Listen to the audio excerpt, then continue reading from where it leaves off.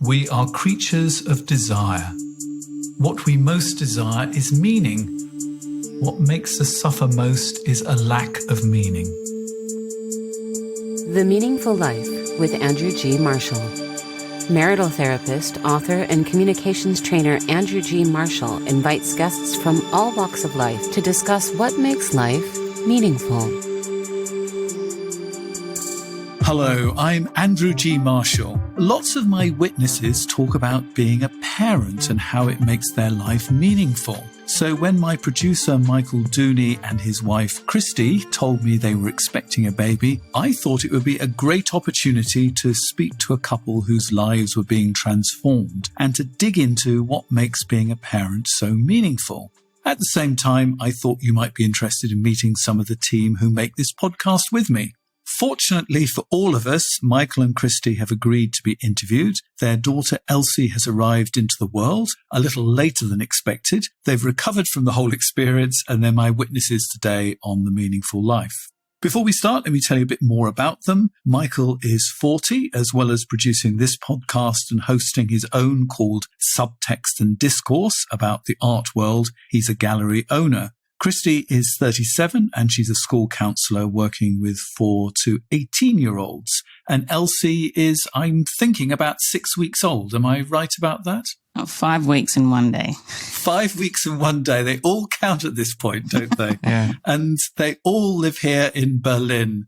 So how are both of you doing? We're doing pretty good, actually. I think we were a bit apprehensive, obviously, in terms of what everyone else kind of tells you about having a child. But I think she's actually been pretty good. So I think so. Compared to some of the horror stories when people say, look forward to no sleep and everything else. For the most part, she's actually quite good. She does let us sleep at night sometimes, which is nice. So.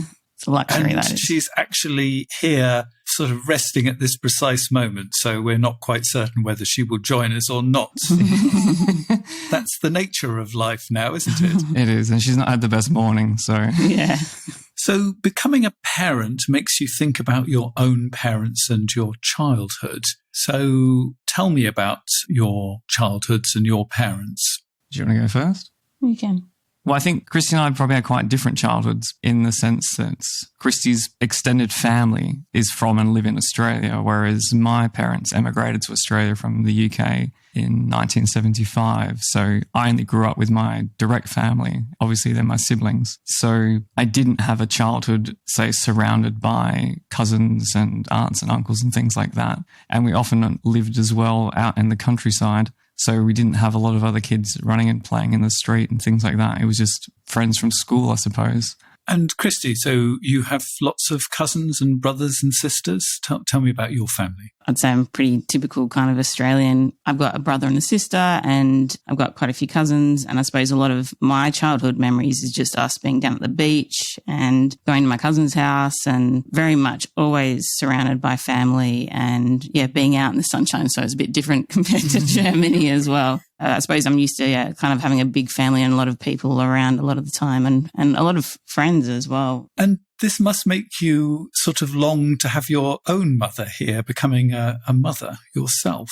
Yeah, well, I mean, I suppose now I don't know what that would be like because I haven't experienced that either. But, well, I suppose being closely kind of connected with family, it is quite difficult. Just in general, also just being an expat, being away from everyone. I think I've always really struggled with that. Definitely through the motherhood stuff, I suppose she would help and obviously give you tidbits and help out in general as well. Like even now I'm really appreciating having a shower for, like going to the toilet is a luxury, like as in not having to rush back and is she okay and everything like that. So I think that we've definitely missed out on that. Yeah. Been lucky, I think, that we've both been working from home. So at least we've got each other for support. Whereas usually you would have your parent there. And I think even a few years ago, because my sister lives in London, my mum flew over and she was with her for the first few months. And that was a huge help. When you have your mum there, it makes it a lot easier because you kind of got that familiarity and you've got that reassurance. And it always seems easier for our parents. They're like, oh, I don't know why you're so stressed out. Don't worry, it's fine. But I guess you like with everything, you forget all of the bad things and you just remember how, oh no, it's good. It's really great when they're this size. So Yeah, but I don't know if as well they have a different mentality to what we have. They're a bit Perhaps. of a get on with it. In a way, we're the generation that have sort of taken in the whole Freudian idea 100%. And the Freudian idea is that your childhood impacts on who you become. And in particular, with attachment theory, that the bond between baby and caregivers is so strong that it impacts our relationships with everybody going forward. Now, that's quite a burden to hold. I wonder what it's like for you, Christy, because you've obviously studied child development and working with children. You know how important that bond is. So how does that impact on you being a mother now? Yeah, well, absolutely. I'm a lot more observational. I've also worked quite extensively with disabilities as well. So I suppose I'm probably overanalyzing things a little bit too much as well, which is kind of interesting. Give me an example of how you've overanalyzed.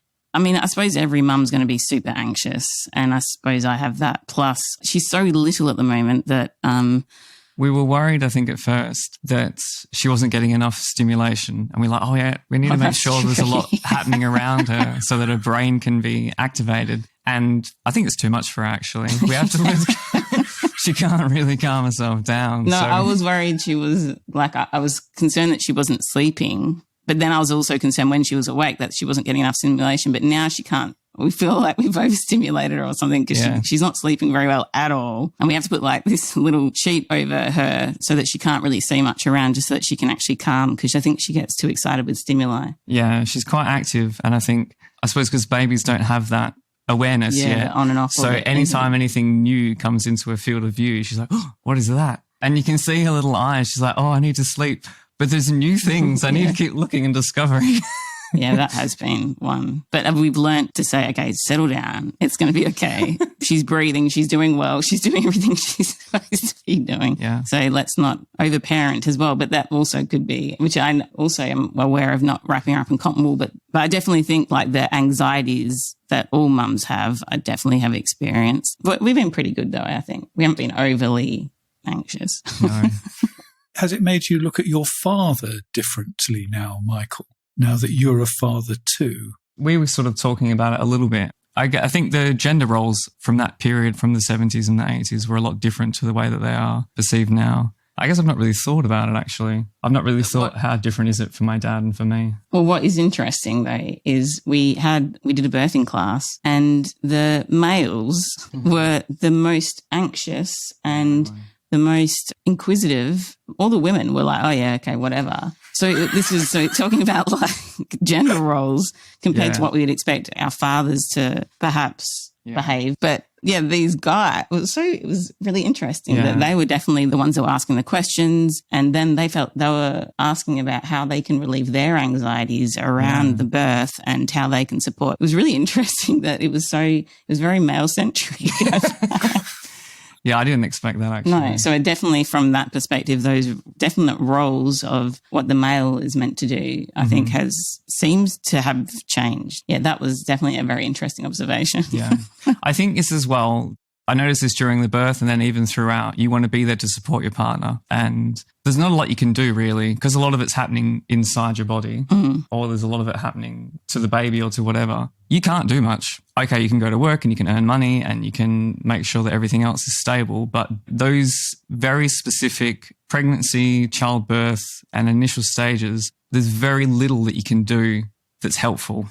All you can do is be there and supportive. That's it. You can be an emotional support and just be a rock, but you can't say, oh, look, you have a break from feeding, just put her on my boob. You can't do that. You can't say, look, I'll just have a break from labour. I can take over from here. Like all of those things. You can't. That would have been nice. I'll tap out now. Yeah. And so when you see your child in pain or your wife in pain, you can't step in and say, look, I'll take the pain now. It's okay. Like you can't do that. And you really felt it with the birthing group, because all the other guys were like, what do I do? What do I do? Like, you know, I don't like seeing my wife suffering, but I can't. There's nothing I can do to prevent that. I just have to stand by and watch it happen. Yeah, they struggled with that.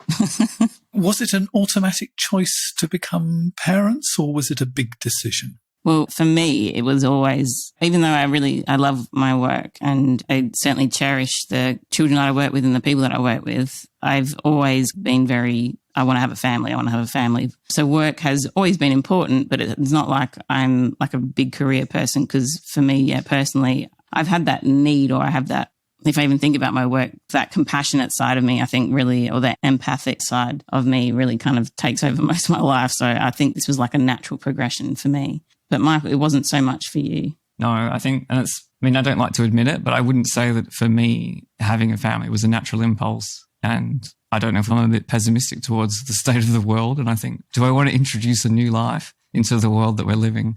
But at the same time, since Elsie's arrived, I couldn't imagine our lives without her. Even you've said, I think you're surprised at how I've kind of just switched to being a father now. I'm not surprised. I'm happy. Yeah. Perhaps I like you. Yeah, you're super good at it. Sometimes I'm like, here, take it. You're better at like calming her and doing all that stuff than I am. So. Yeah. But I think that's also surprised me, because I never felt an affinity towards children. And if people had babies around, I was never one of the people going, oh, let me see your little baby. I didn't have that urge the way that a lot of other people naturally do. So it wasn't like I really want to have children. And other friends of mine are. Other guys I know, they can't wait till, they have a family and things like that. I don't know why it was never on the radar for me, but it could also be like how you're saying that maybe because you haven't grown up around like a large family and those kind of things. So yeah. But you've been together for 16 years, so it's been quite a long journey to parenthood. What happened?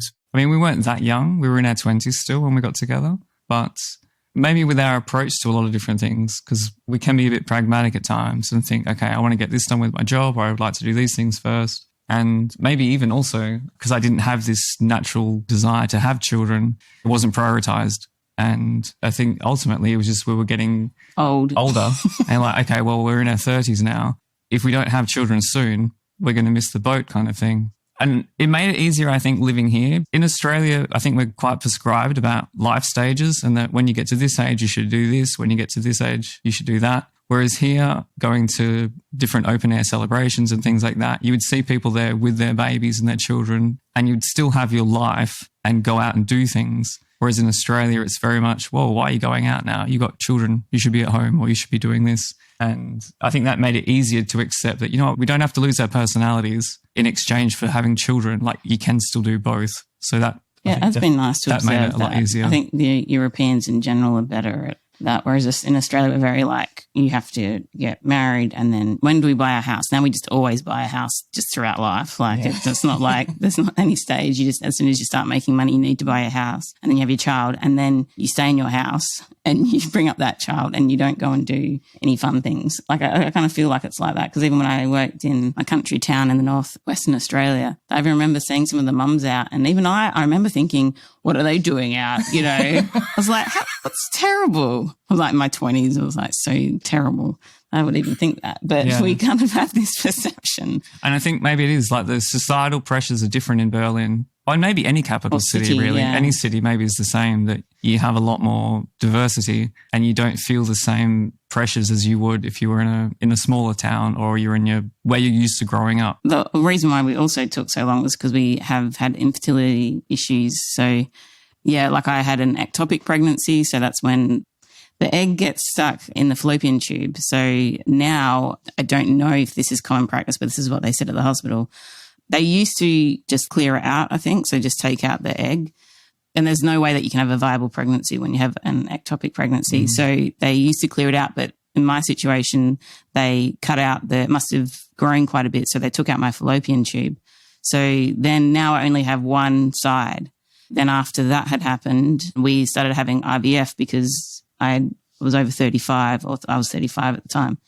And then we had quite a few rounds of IVF, and then one of them progressed to a few, I don't know how many, it was a few weeks, or I don't know if it was like 2 months or something. That one, they found that the heartbeat had stopped. So that one, I ended up having to have an abortion with that one as well.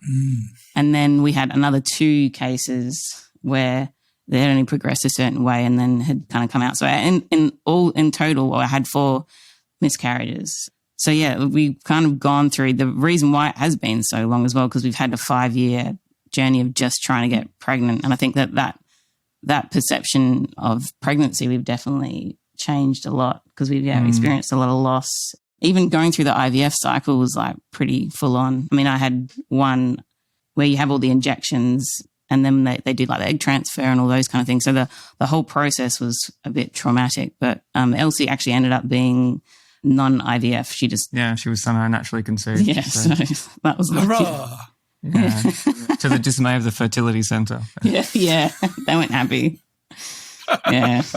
The fertility centre that wasn't happy that their clients were having a baby. Yeah. No, they were like, oh, you're already pregnant. They weren't happy. They want to have the money through, obviously.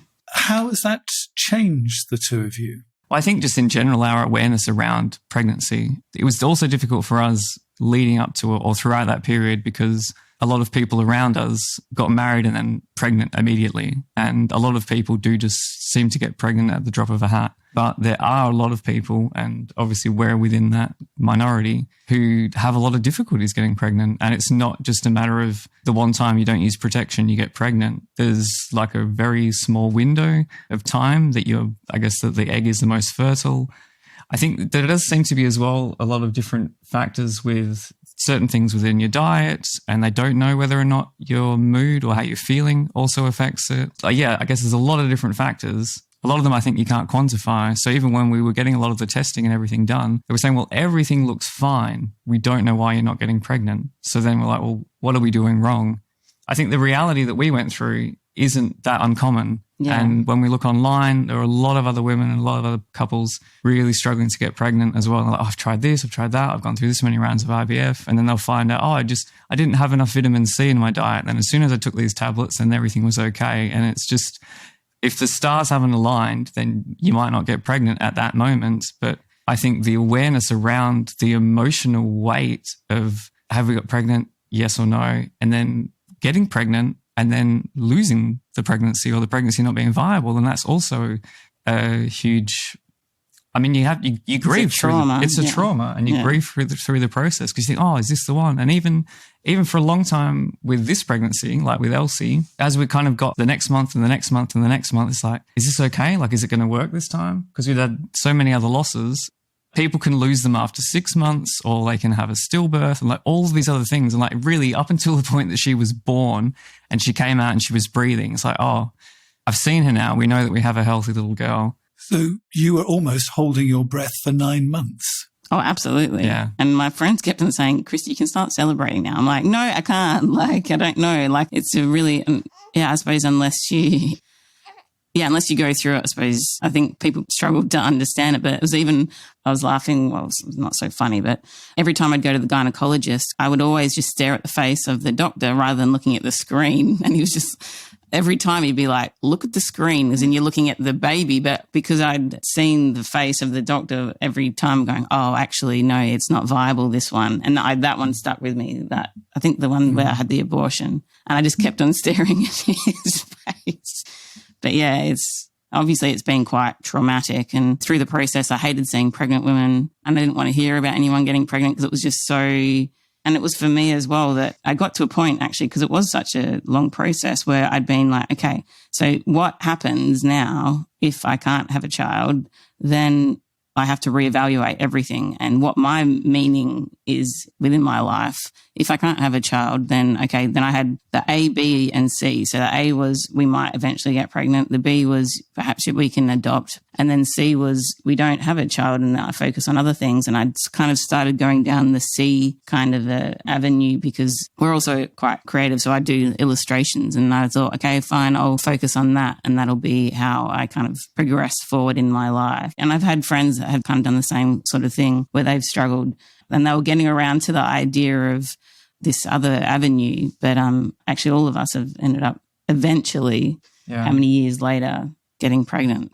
And that's the thing I think that as women, we also can recognize, or I hope that we start recognizing that we don't have to be mothers as well. I definitely feel that a lot of us can't. And I think there's a lot of pressure being put on us. And there's like that movement towards women not having children. And I think that that's really important for us to celebrate that and not to question as well, because we're always asked, so when are you going to have kids? It's like, well, I'm not going to have kids. Like, there might be a reason we've not had them yet. Just all these societal pressures that are put upon females, which are just, quite frustrating. I mean, I never asked anyway, but I'm less inclined now if people haven't had children to say, oh, why haven't you had children yet? Are you thinking of having children? Yeah. Well, when are you having children? Because you don't know. And I think it can be a harmless question, but for some people, it can be a really loaded question. If you've already been through that trauma of IVF and struggling to get pregnant, and you finally come out the other end and decided that part of my life that I thought I was going to have to reevaluate my outlook, and I'm going down this new path.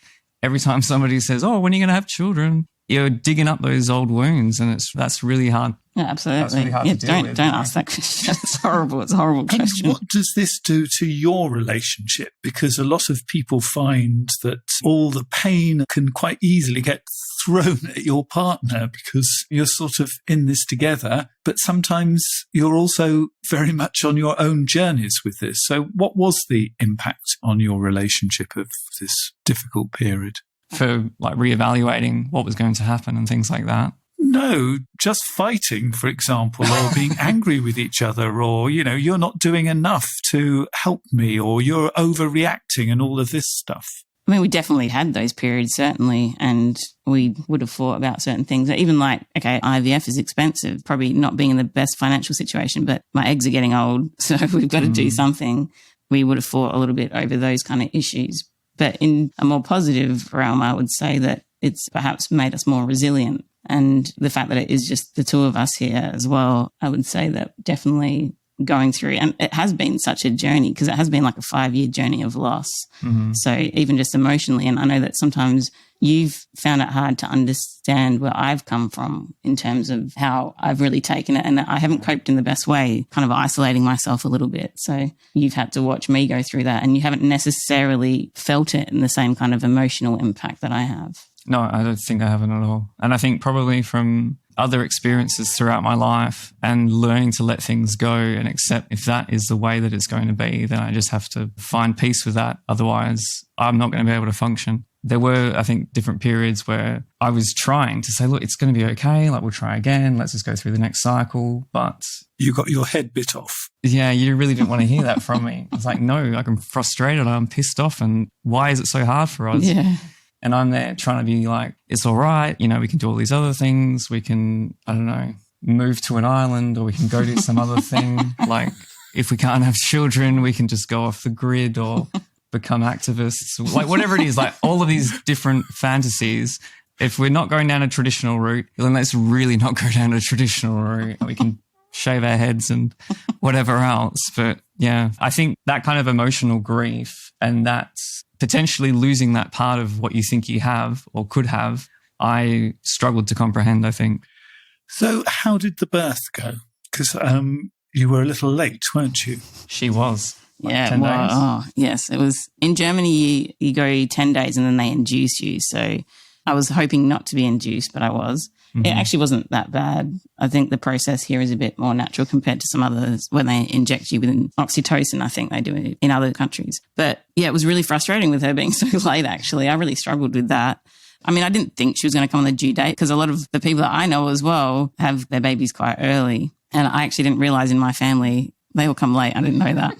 So every day that went by, I got more and more frustrated. And I was actually doing the hypnobirthing. It's like a birthing. It's a kind of meditative. I think it's applying meditation to birthing. Wow. We learned this through the birthing course and with all the preparation that we were doing that, believe it or not, the body is actually designed to give birth and to carry a child and let it out into the world. Really?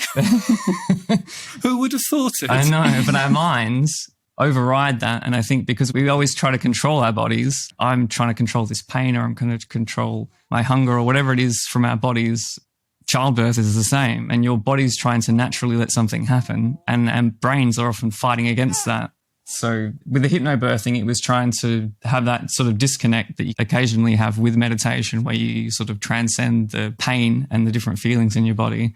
But I think because she was arriving late, we're just getting like, oh, is it going to be today? Is it going to be today? Getting more and more frustrated and less I was not practicing my meditation because I was getting so angry. I think it's...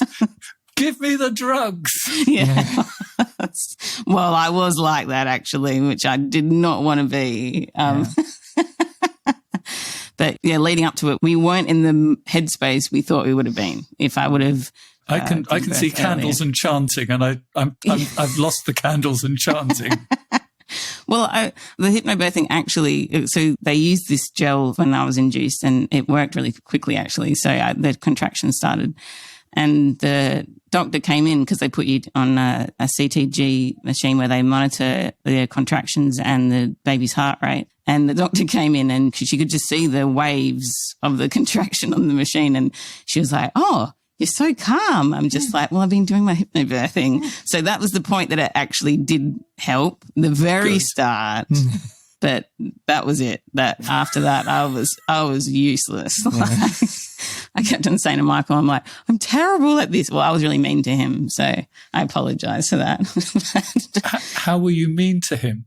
Because I was like, don't touch me. Like he was trying to like calm me. And I knew I would be kind of like that.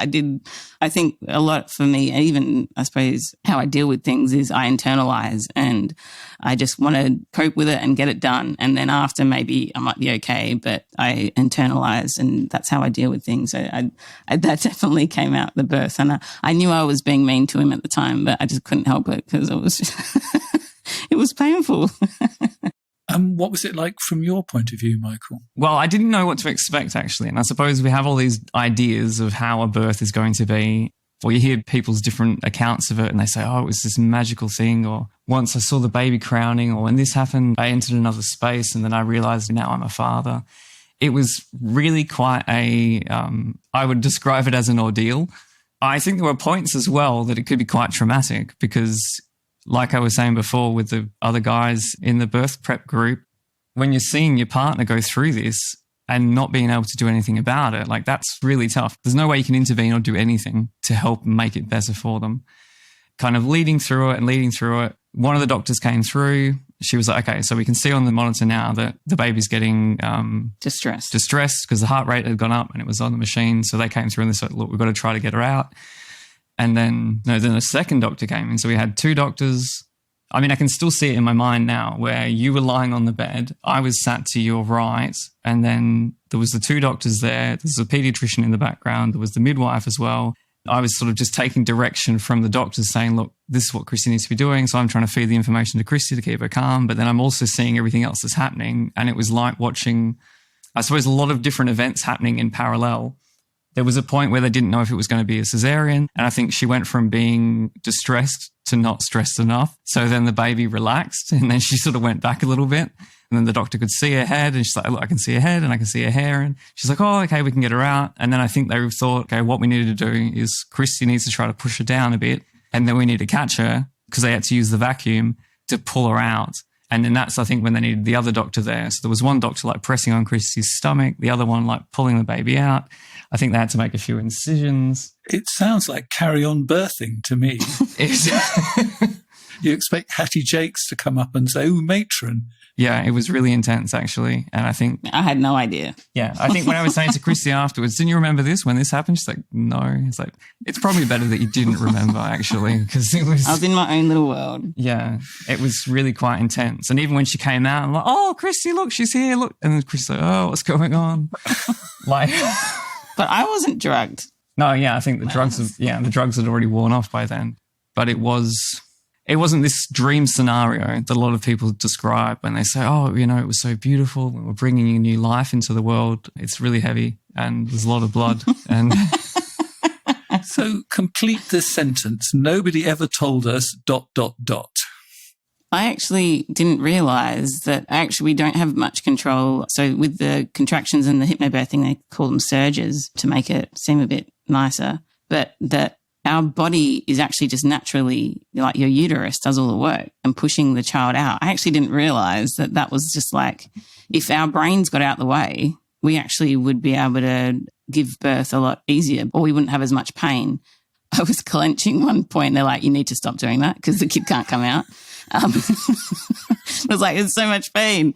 But definitely, yeah, that as I was researching or going through with the hypnobirthing stuff, that it kind of made me feel a bit more empowered I'm a part of something as females, or that this is what our body is meant to do, that it isn't actually this cognitive, you're meant to sit there and you push the child out, even though at the end, yes, there is that part of it. And for me, it was. But even then, you don't necessarily have to push because your body does it. But obviously with medical interventions, So you need almost nobody told you have to sort of get out of your own way almost. Yeah, exactly. Yeah. Absolutely. And no one even told us that. Even when we did the birthing course, I didn't feel like that was such a huge... It was definitely from me researching and finding that information out and just reading that, hey, it's our brain that needs to just switch off and let your body do it. I wasn't that scared of the birth, to be honest. I mean, I wasn't that scared, I think, and that really helped me. I definitely think having that awareness of what my body was doing. So I think for me, it was really important that I actually did do quite a bit of research into what birth really is and how your body manages it. Yeah, for me, that was really helpful. So, Michael, nobody ever told us ... I mean, I don't want to say the same thing as Christy. The female body is designed to do this, and that you realise, how much your brain gets in the way. I think what a role the natural process takes, maybe. And I think because we're so used to everything being with medical intervention, and if you look at the animal kingdom, other mammals give birth to live children or live Hopefully offspring. not children. Not children, yeah. But all the time, and it's not a drama for them. But for us, it is this ordeal, and it's like, oh, now you've got to push, and it's going to be painful, and it's going to be all these different things. But nobody said, well, actually, this is a natural process, and you need to somehow kind of engage with your mammal brain and let it happen rather than trying to control it, because ultimately you can't control it. So what was it like meeting this new person? When you finally realised it was all over, they put her in your arms. What was that experience like? I personally was a bit disconnected. Mm-hmm. They still hadn't stitched me up as well. So I was still... Yeah, you've kind of still legs splayed. Yeah. But it was interesting. What I think is quite interesting as well is that they put her on my chest and then she just kind of latched straight away and started sucking on my breast. That was like, wow, she knows how to do that. So that was kind of like a bit of a magical... It's like, oh my goodness, like how does she know how to do that? But that was, I think I was pretty tired. So. Yeah, well, actually we got up really early because we had to get to the hospital for Christy to be induced. So I think we got up at 5 o'clock that morning. And then eventually we went to the hospital. Christy was induced. She had to stay there. I came back, cleaned up a bit at home. Yeah. I went back, I think, at 6. By the time I got home, I'd had something to eat, and then I'd poured the hot water in my tea as I was about to pour the milk in. Oh, you poor thing. I'm just trying to play out the time.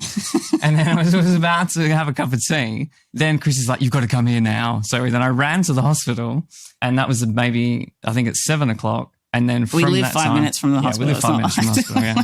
It's not very far, but still, I ran the whole way. It's not like you ran for an hour or something.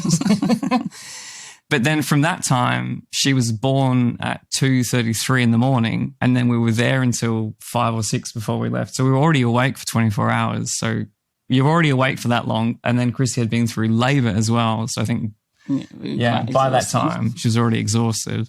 I think when she arrived as well, I wouldn't say there was like a sudden switch, but you definitely feel like there's an instinctual shift in how you view things. You know, that's our little person. That's a combination of Christy and I, and we've made that without really even trying. Like she's grown. That's weird. She's grown in your body for 9 months, and now she's here. She's a living, breathing human being, and we need to take care of her. And up until that point, it was always like, what are we even going to do? We've never had children. We don't know how to look after them, how to hold her or anything. And it seems like a lot of things you just somehow instinctively know how to do. That's been... Yeah, because of Corona as well, Michael couldn't come to the ward with me. So pretty much as soon as the birth happened, we had a few hours. So I was thankful that they left us alone for a bit. But then I got wheeled to the ward. I had to stay for 2 days, which was funny because no one helped me in the hospital. So I don't even know why I was there, to be honest. They're like, the only thing they did was show me, they're like, this is how you put the nappy on. And then, all right, you'll be good for 2 days pretty much. And even with breastfeeding, they didn't help with anything. So honestly, I don't know why I was there. But anyway, I was surprised how much my instincts, and I know my mum had said that as well. She's like, you'll be fine. You know, your instincts will kick in. And that's what I've been quite surprised by, is that you just go with what your body or what your mind tells you to kind of do. And we've been, pretty good with that actually. Yeah. Yeah. Yeah, that's Is there also a been quite moment of surprising. sort of recognising her as a sort of separate being? That she is a separate being? Sorry? Yes, in the sense that she's in your body. She has been the concept that you're going to have a baby, Yeah. that you're going to give birth to another person, and then suddenly they're actually a reality. I don't know, because I'm not a father. Is there a moment when you realise that this is real? This is a person that I'm going to have a relationship with, and you sort of say hello to them, or is that something that happens only in the movies or my imagination?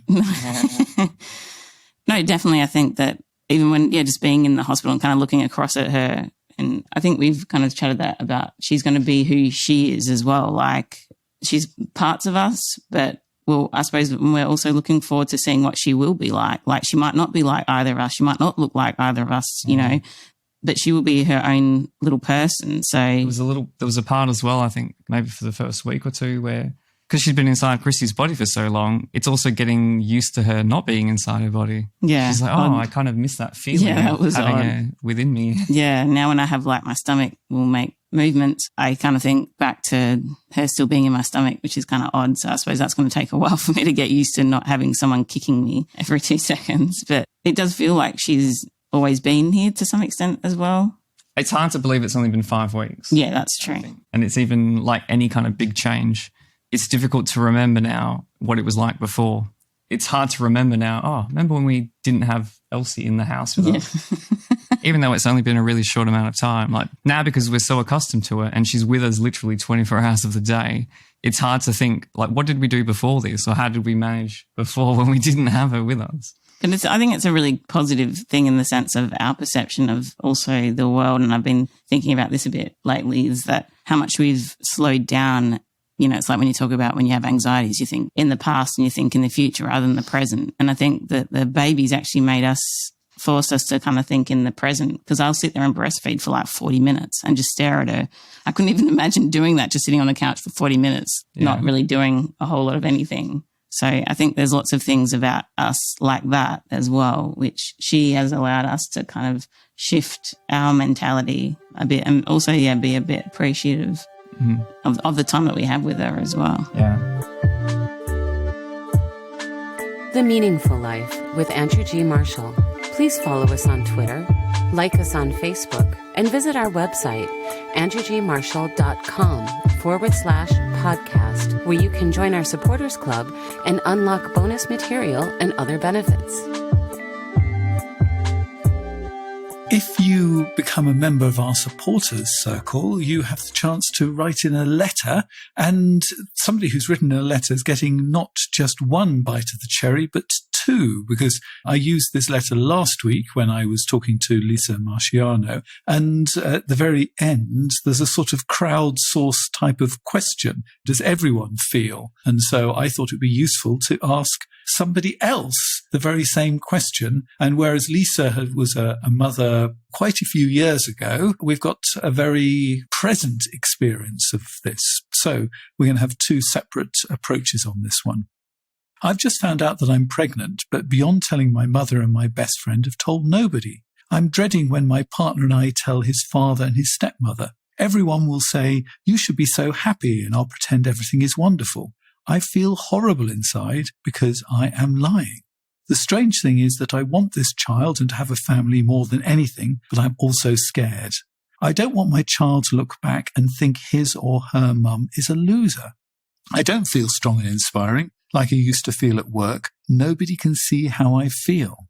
Most of the time I have no energy and stare at the ceiling, and people keep offering wonderful new jobs. I was made redundant recently, but I've turned them all down. I have new job interviews. I don't want to go to them. What will I say if my child asks how I felt when I got pregnant? Does everyone feel amazing when they discover they're having a baby? So, who wants to go first on this? I definitely think that not everyone feels amazing when they find out they're going to have a baby, or when they're pregnant as well. And I think it's absolutely okay for you to not feel elated, and to also be going through whatever life stages or situations you're going through. And that's absolutely okay. As a society, we have this perception of, we have to be happy now. Or when we look back at things, we can often look at things in a very negative light. or a very positive light. I think that when we're pregnant, we're expected to look at it in a very positive perspective. But actually, I don't think that's reality. And I think that we as women also need to be a bit more realistic and communicate that, hey, if you don't feel fantastic, and you're also with pregnancy, everyone's completely different. So you might be feeling super sick, like physically ill or super tired. And so therefore it's going to play also on your emotions. And there's so many factors to consider. So definitely, I think that it's absolutely okay if you don't feel super happy and excited. And it's a journey as well. Yeah, definitely. I think there's these expectations that we should be, and that dreaded word should. And I think it's really important to say there are as many experiences as there are mothers of pregnancy and giving birth. And if I interviewed 100 people, I'm sure I would get 100 different answers. Absolutely. Yeah. And I think that that's not something that's really communicated. I think there's definitely this perception of, oh, yeah, you should be happy. Even to think, you know, how we went through a really difficult time, but obviously I would have been very thankful. Yeah, I definitely think that it's okay. But you were also super scared as well, weren't you? Absolutely. Yeah, absolutely. And scared of the birth, scared of the pregnancy, everything. Yeah, scared of looking after the kid, was scared of how to hold the kid, like all of these kind of things. Absolutely. And every experience has a light and a shadow to it. We unfortunately live in a world nowadays that only wants the light, and you can't have the light without the shadow. And I think that's really important to remember. And in fact, the more we try and push the light, the stronger the dark actually gets. So it's okay. Any thoughts from you, Michael, on this letter? Well, I think because the letter raises a number of different points. So I guess Christy's said a part of it about leading into the pregnancy, but even that she was saying that she finds herself just looking at the ceiling and she's not motivated and she's not enjoying things that she used to enjoy and she's really worried about things. It does sound a little bit like she's having a bit of a depressive episode or a little bit of a slump in her life in general. That's obviously contributing. If you're already having that struggle, having the pregnancy on top of that is going to be an additional mental and emotional strain. And yeah, whether or not it's worthwhile speaking to a therapist or reaching out to somebody else just to kind of get that support and talk about the things, because she sounds like she's really concerned about letting anybody know. And I think a lot of us can recognize the experience of when you have a lot of these feelings, they seem a lot worse when they're in your head. And then as soon as you say them to somebody else, and then when you hear them said aloud, you realize, well, actually, it's probably not that bad. And when you're hanging on to a lot of this information and you're ruminating over it, it does become bigger than it really is. And I think sort of working through those different stages, she has a supportive partner. She spoke to her own mum about it, and kind of using those supportive networks that you do have to work through this situation, you will maybe be less concerned with what other people think. Any thoughts, Christy, on how to stop worrying about what other people think? I think it might be particularly a mother thing that mothers are forever comparing themselves with each other. Oh, absolutely. Everyone needs to stop doing that. The amount of advice that I've been given, it gets a lot. And you do, yeah, you absolutely compare yourself. And I've found that I've had to stop and pull myself back and kind of remind myself. And even I have my own little mantra that I say in my head. Which is what? Share it with us. Yeah, it's okay the way that I'm feeling. And it's just a general kind of statement. I think that I just think I'm dealing with it the best way that I know how to. And even when I'm feeling super anxious about certain things, I even just think she's alive. She's as horrible as that, maybe that even sounds, but she's okay. Like, she's happy. Even, you experience mother's guilt and all these kind of things. I've already had that, I think, quite a bit, but you just have to remind yourself when people are giving you advice, you're like, okay, be polite and listen, but that's that person's unique experience. That's not necessarily my experience, and I don't need to take that on, or I can try that. Also, I don't need to try what they've just said. And again, I can just thank them for their advice and just, I definitely think we come from the British side of things where we have to be polite with certain things, but you need to get a bit of Berlin inside you and absolutely tell them where to go. Absolutely. But yeah, when you're comparing yourself or when people are giving you unsolicited advice, it is a bit like, you just have to remind yourself it's okay and you're doing a good job, and trust your instincts as well. I just think there's a plethora of thoughts I've learned to kind of wash through. Yeah. No, I think definitely the trust in your instincts and listening to how you're feeling, because a lot of the time when you are feeling low or when you are worried about all of these things, it's because your body's telling you just to slow down and have a break. Yeah. To not worry so much about it and just take a bit of time out. We expect to be on 24/7, and actually we're not built to be on 24/7. And I think babies remind us of that, don't they? Yes. So thank you for being my witnesses today. Has what makes your life meaningful changed through having a baby? Let's have Christy first on this. Well, completely changed now that she's definitely the focus. I also feel that we're cognizant of not completely losing ourselves as well. I mean, I'm also aware of helicopter parents and And this is going to be a shock for you, but she's only passing through. One day she will be listening to this podcast and saying, oh, did you have to say all of that stuff? And she'll be going off to university. I know you're going to find that a shocking idea, but she's only here for a while. She's just passing through. So that is the most shocking thing I can say, isn't it, at this point? It's just impossible to believe that one day she will be 20 years old and asking for the keys to the car, and off she'll be going. Yeah, the focus will definitely be on her. And we're thinking, even in our apartment now, there's all these things, it's too small, we have to think about all of these different factors that will impact on how we live our lives in general now. And yeah, she is the focus. But we still won't lose who we are either. And I think that's a really important factor to consider. And I think that's important for the child's development as well, is that we still have our own identities, but we're all kind of going through it together now. We're going through our life journeys together. And yeah. And Michael, how has what makes your life meaningful changed? I think you just realize, because you do now have another life and another human being that you're responsible for, your priorities change. I guess your meaning or your outlook on life has to shift, because your actions don't just affect you anymore.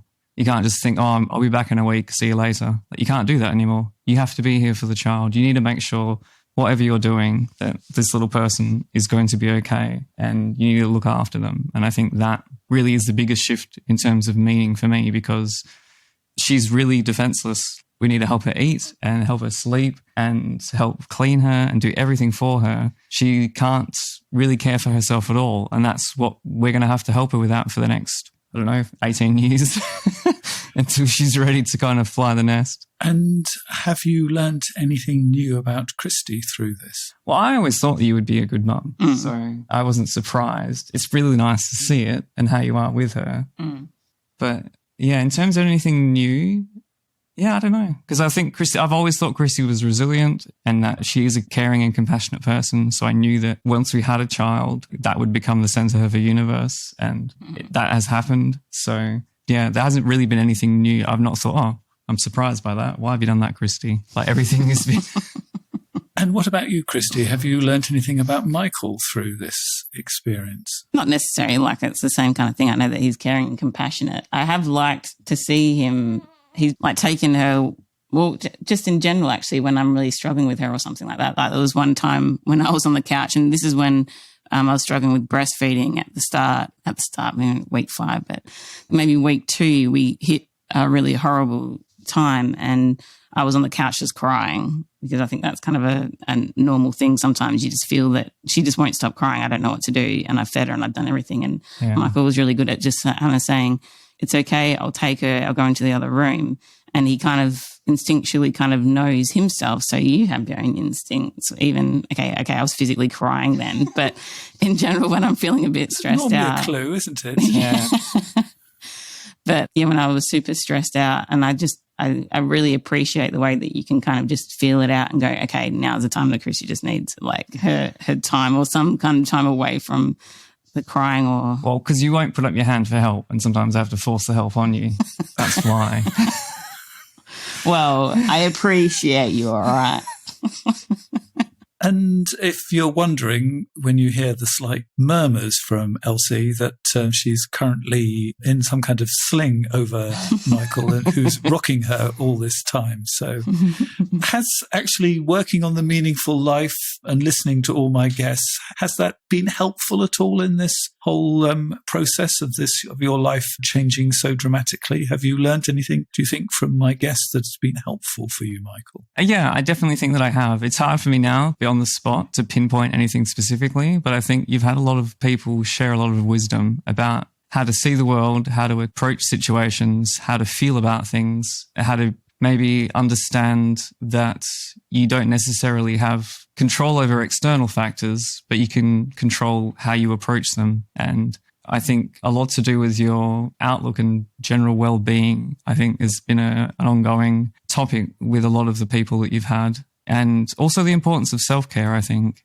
Yeah, a lot of the time it's always reminding ourselves to look after each other so that we can look after Elsie as well. I suppose there have been things like that which maybe I've known or I've been reminded of. And I think working on the show has certainly reminded me of those things and kind of reinforced a lot of those ideas that you need to be present, be in the moment, and appreciate the things that are happening now and have kind of open expectations, not listen to the universe, but you do need to listen to your unconscious. You need to listen to these things that our conscious mind often overrides. There is somehow an undercurrent there that is trying to guide you and say, look, follow this way, and then be open to that and accepting of that. That's a lot easier to go with that flow than it is to try to push against it. Well, thank you for being my guest today, and thank you for all the work you've done with the flow of this program. No, thanks for having us on the show, Andrew. It's been really nice. So in a moment, I'll be asking Christy and Michael about the 3 things they know to be true, and we'll be looking back at what I've learned and what they've learned from this encounter. If you want to hear that, you have to join our supporters circle, because we have Elsie's mouth to feed, and this costs. So if you'd like to find out more about that, listen to this. You've been listening to The Meaningful Life with Andrew G. Marshall. You can follow Andrew on Twitter, like him on Facebook, and please leave a review wherever you consume your podcasts. Making, editing, and distributing The Meaningful Life comes with substantial costs, and we'd like to ask for your help. Visit our website, andrewgmarshall.com/podcast, where you can join our supporters club and unlock bonus material for every program, send in a letter to be discussed by Andrew and his guests, and join a community of other people seeking to make their life meaningful. At the gold level, you get even more benefits.